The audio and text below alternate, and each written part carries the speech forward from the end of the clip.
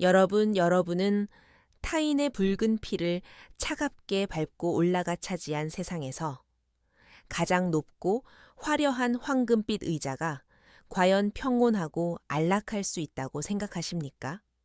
수많은 사람의 목을 베고 심지어 자신이 피를 나눈 어린 조카의 목숨마저 잔혹하게 끊어버린 뒤 마침내 승리자가 되어 권력의 정점에 선 남자. 그는 과연 밤마다 두 다리를 뻗고 달콤한 잠에 빠져들었을까요? 겉으로는 천하를 호령하며 온 세상을 자신의 발밑에 두었던 절대 군주였지만 그 화려한 옥좌의 밑바닥에서 끊임없이 흘러나오는 억울한 원혼들의 비명소리를 환청처럼 들어야만 했던 한 권력자의 끔찍하고도 고독한 밤을 상상해 보신 적이 있습니까? 오늘 설화공방에서는 천만 관객의 가슴을 울린 영화 왕과 사는 남자의 이면을 파헤치는 단종의사 특별 기획 4부작 중 그 세 번째 이야기 피고름으로 얼룩진 용상세조의 악몽과 원귀의 저주를 준비했습니다.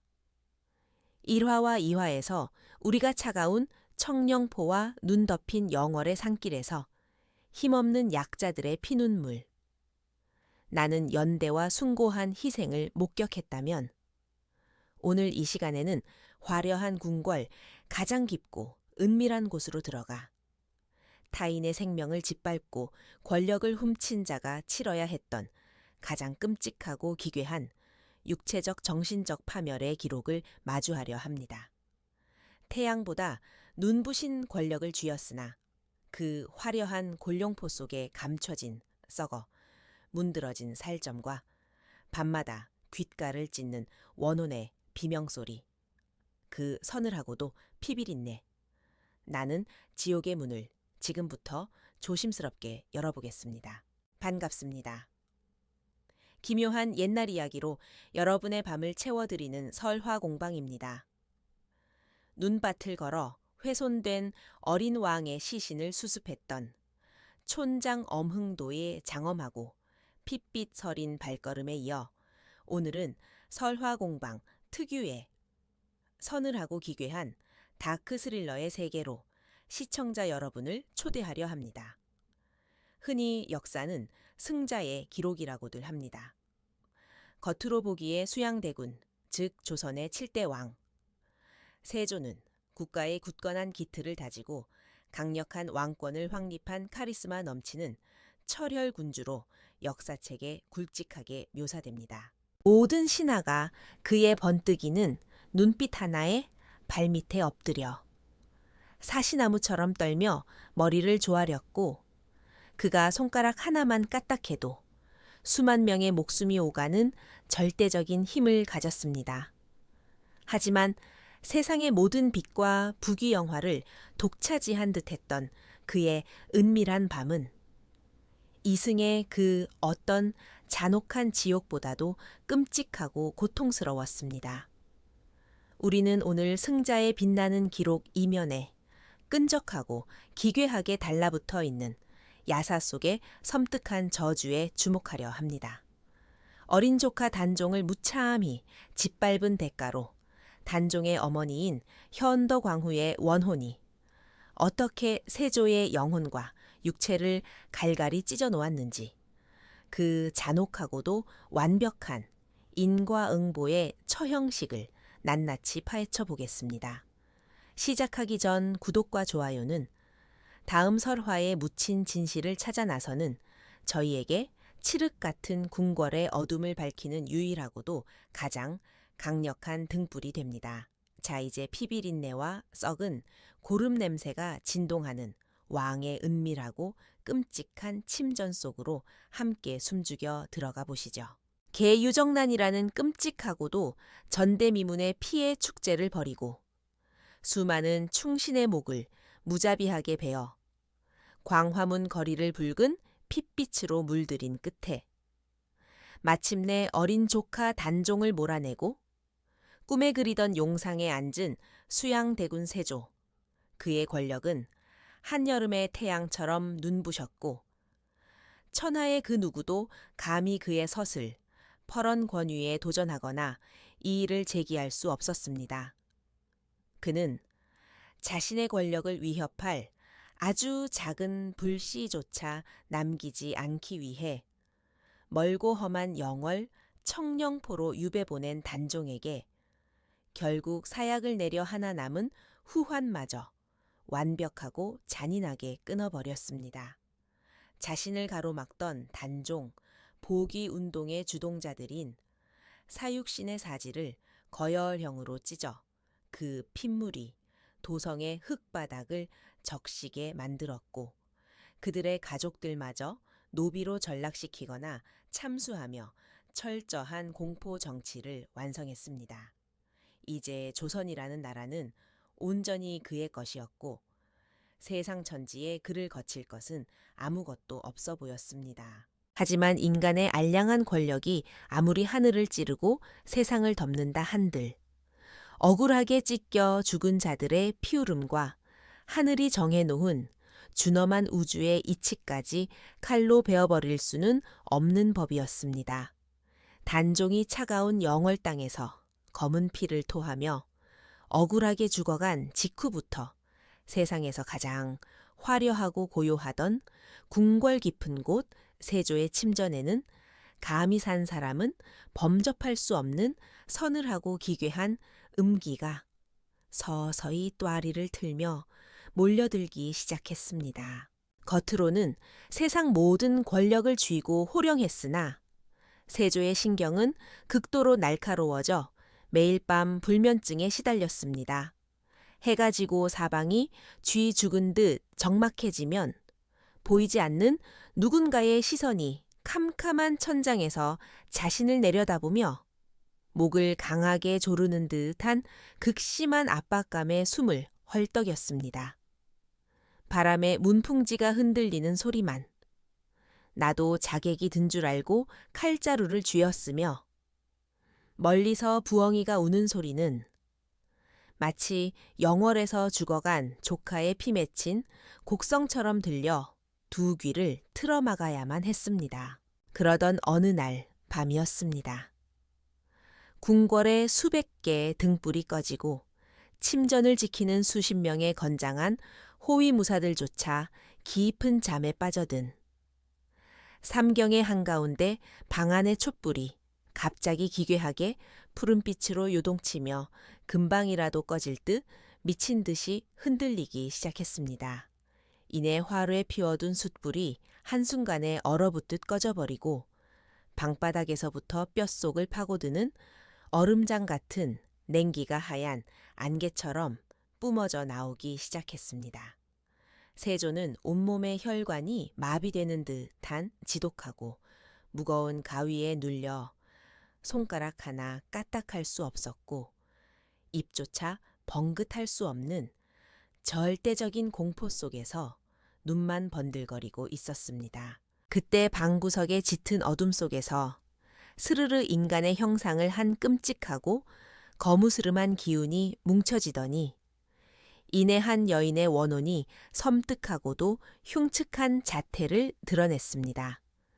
그녀는 머리를 산발하고 두 눈에서 시뻘건 피눈물을 뚝뚝 흘리고 있는 여인, 바로 세조의 형수인 현덕왕후이자 세조가 그토록 끔찍하게 살해하고 강물에 던져버린 단종의 친어머니였습니다.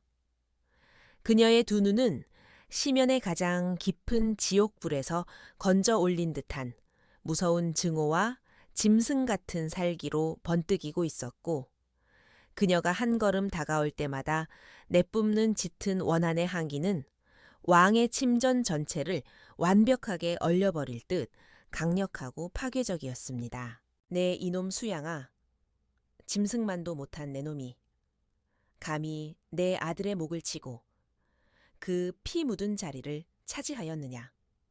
여인의 목소리는 마치 수백 개의 칼날이 짐승의 뼈를 긁는 듯 끔찍하고 기괴하게 세조의 고막을 파고들며 뇌리를 산산조각 내고 있었습니다. 권력의 정점에선 천하무적의 절대 군주였으나 꿈속의 이 압도적인 원귀 앞에서는 한낱 죄 많고 나약한 필부에 불과했던 세조는 공포에 질려 눈물을 흘리며 덜덜 떨었고 속으로 제발 살려달라며 비참한 비명을 질렀습니다. 하지만 자식을 잃은 어미의 원호는 조금의 자비나 망설임도 없이 세조의 얼굴 코앞까지 세우르르 다가왔습니다.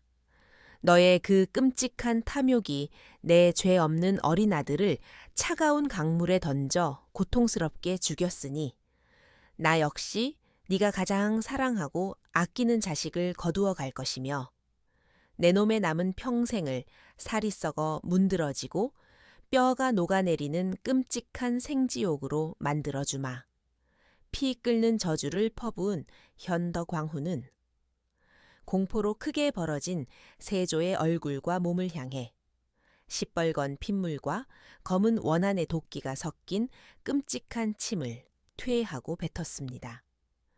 그 끈적하고 차가운 침이 세조의 피부에 닿는 순간 온몸이 불타는 듯한 극심한 고통이 엄습했고 현덕왕후는 섬뜩한 웃음소리를 남긴 채 푸른 연기와 함께 허공으로 흩어져 사라져 버렸습니다. 헉하고 거친 숨을 몰아쉬며 발작하듯 잠에서 깬 세조의 온몸은 차가운 식은땀으로 흠뻑 젖어 물에 빠진 사람 같았습니다.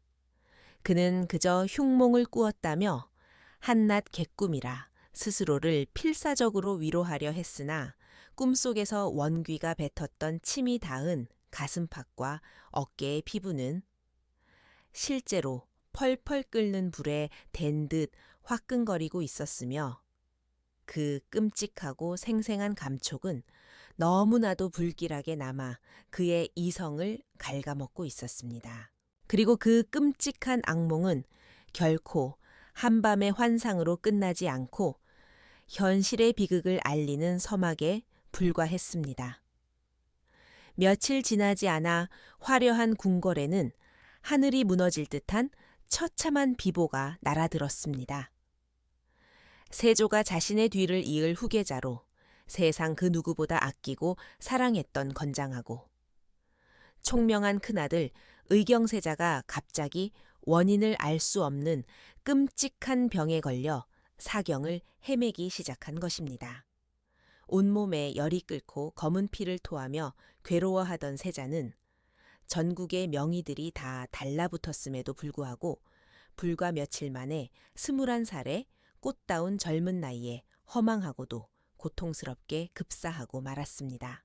내 자식을 데려가겠다는 현덕왕후의 서늘하고 기괴한 저주가 가장 먼저 현실이 되어 세조의 심장 가장 깊은 곳에 회복할 수 없는 비수를 꽂아 넣은 것입니다.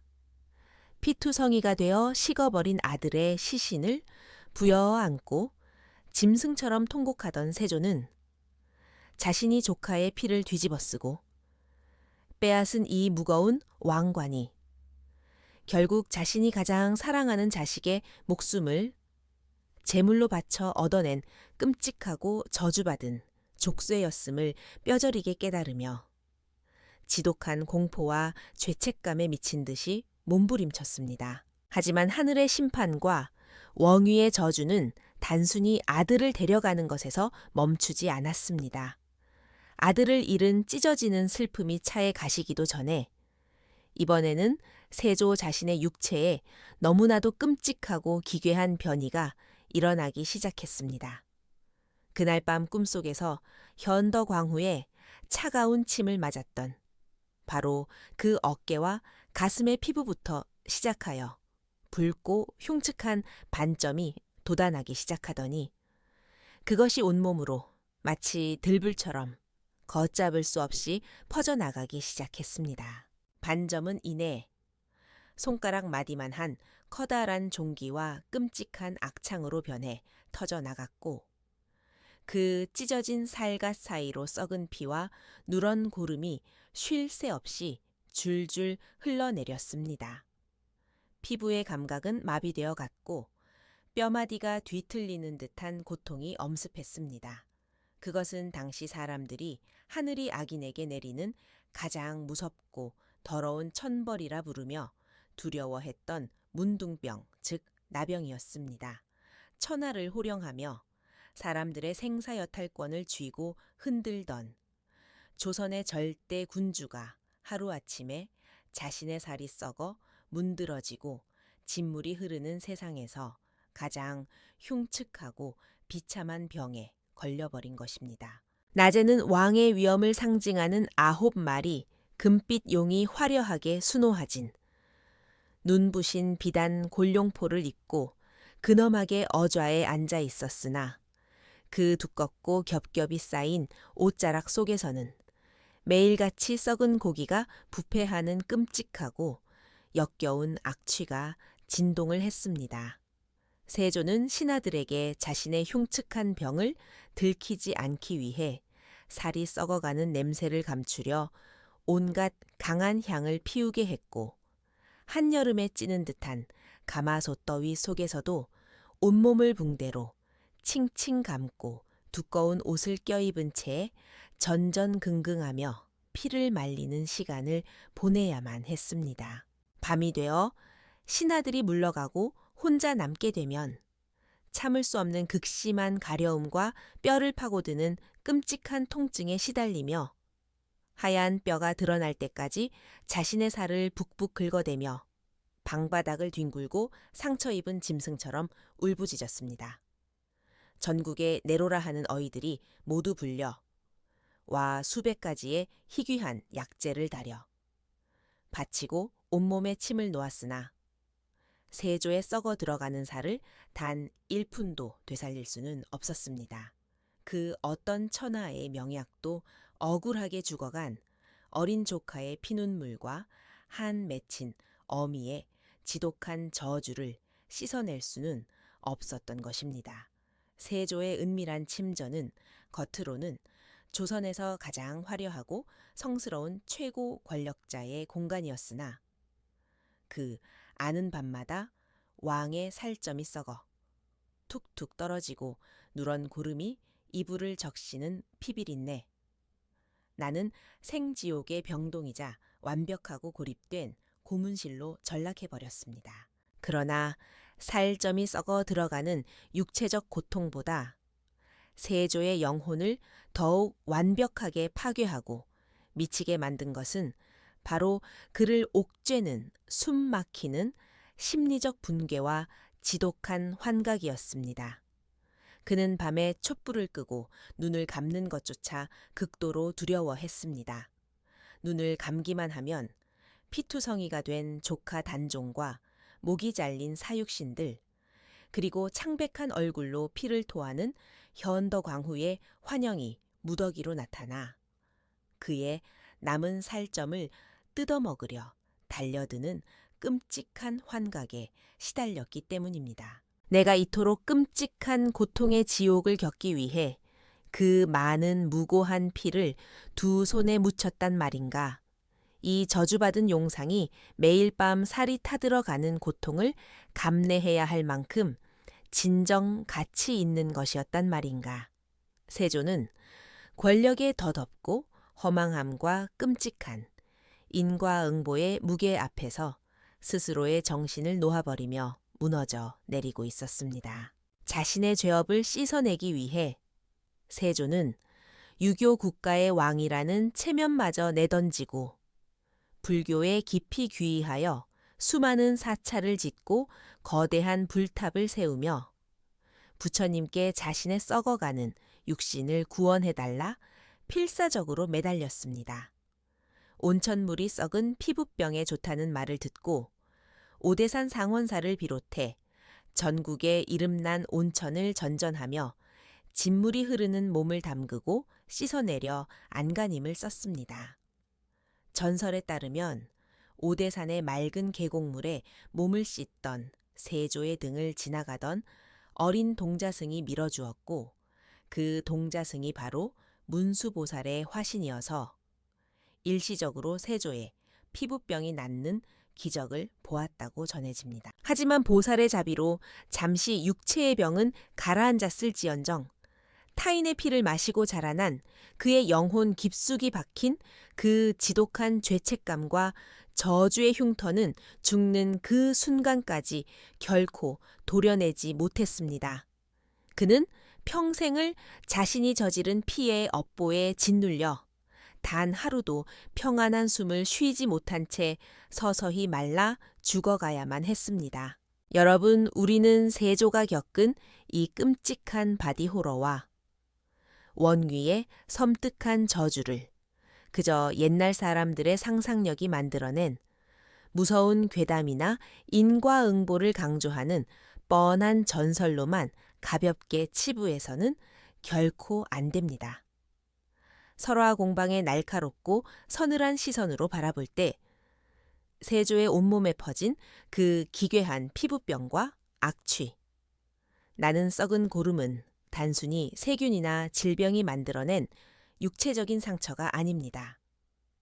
그것은 타인의 피를 무자비하게 밟고 부당하고 폭력적인 방법으로 권력을 탈취한 자의 내면, 깊숙이 수십 년간 골마있던 지독한 죄책감, 불안감, 그리고 도덕적 타락이 마침내 임계점을 넘어 육체의 형태를 빌려 바깥으로 터져나온 가장 끔찍하고 상징적인 징후였습니다. 아무리 스스로를 완벽하게 합리화하고 거창한 대의명분으로 자신의 살육을 정당화하려 해도 억울하게 희생된 약자들의 붉은 피는 결코 세상에서 영원히 사라지지 않습니다. 그것은 권력자의 영혼, 가장 어두운 곳에 기생충처럼 끈적하게 달라붙어 그들의 이성과 영혼을 서서히 부패시키고 파괴합니다.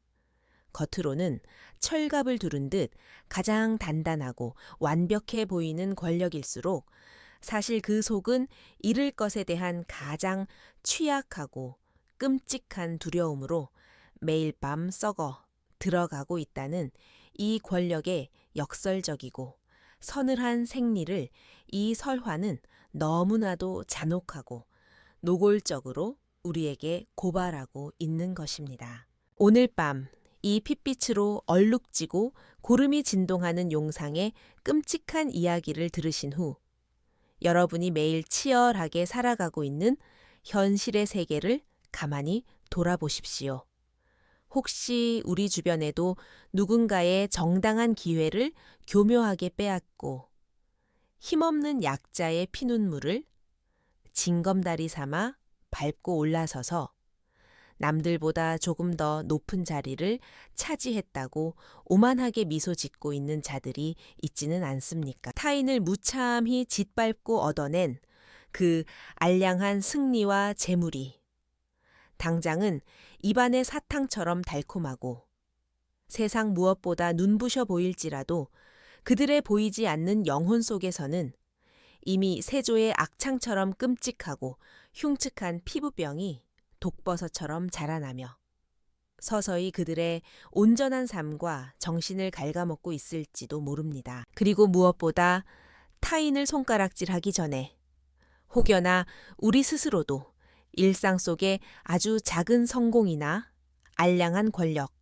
혹은 한순간의 이익을 탐하기 위해 누군가에게 씻을 수 없는 깊은 상처를 주며 우리 영혼에 스스로 치유할 수 없는 더러운 고름을 만들어내고 있지는 않은지 진실로 두려운 마음을 안고 깊이 되돌아봐야 합니다. 타인의 붉은 피를 짜내어 억지로 덮어쓴 화려한 왕관은 결국 자신이 가장 사랑하는 이들의 썩은 피고름으로 완벽하게 녹아내리고 만다는 이 우주의 무섭고도 차가운 진리를 우리는 살아가는 내내 결코 잊어서는 안 될 것입니다. 설화공방은 다음 시간 영화 왕과 사는 남자의 천만흥행 기념 단종회사 특별기획 그 대단원의 막을 내리는 마지막 피날레인 네 번째 이야기 옥좌의 주인이 잔혹하게 바뀌던 그 밤 붉은 피가 거대한 강물처럼 흘렀던 그 살육의 현장에서 가장 끔찍하고도 평온하게 미소 짓고 있던 희대의 잔혹한 설계자 피 냄새가 진동하는 살생부 한명회의 서늘한 그림자와 권력의 핏빛 도축장을 들고 숨 막히는 긴장감과 함께 여러분의 밤을 다시 두드리겠습니다. 오늘 들려드린 권력자 세조의 끔찍한 육체적 파멸과 원귀의 한 맺힌 저주가 여러분의 가슴에 깊고 묵직한 성찰과 서늘한 경각심을 남겼다면 구독과 좋아요, 그리고 여러분이 생각하는 권력이 가지는 진짜 무거운 무게와 피할 수 없는 인과응보에 대해 여러분의 소중한 의견을 댓글로 남겨주세요. 여러분의 진솔하고 깊이 있는 이야기 하나하나가 설화 공방을 더 깊은 진실의 바다로 이끌어가는 가장 큰 힘이 됩니다. 긴 시간 동안 이 썩은 고름 냄새가 진동하고 원혼이 울부짖는 왕의 끔찍한 지옥을 숨죽여 끝까지 함께 지켜봐 주셔서 진심으로 감사합니다. 아무리 화려하고 달콤한 유혹 앞에서도 결코 타인의 눈물을 밟고 올라서지 않는 정직하고 단단한 지혜가 늘 여러분의 발걸음과 함께 하기를 간절히 기원합니다. 여러분의 내일이 원한의 피눈물이나 썩은 상처 없는 맑고 평온한 하루로만 온전히 가득 채워지길 바라며 평안하고 고요한 밤 되십시오. 안녕히 주무십시오. 지금까지 설화 공방이었습니다.